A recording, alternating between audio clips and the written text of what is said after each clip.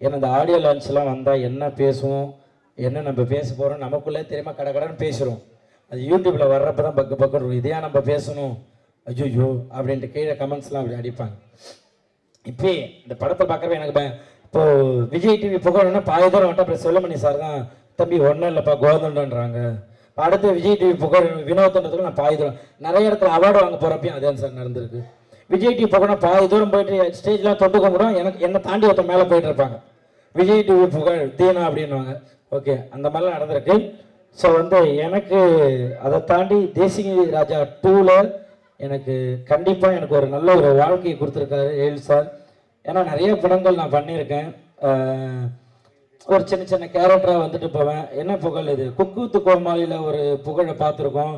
அப்படி உழுந்து ஒரு விஷயம் பண்ணுறீங்க. ஆனால் சினிமாவில் ஒரு அந்த அளவு ஒரு இது இல்லைன்னு சொல்லியிருக்காங்க நிறையா.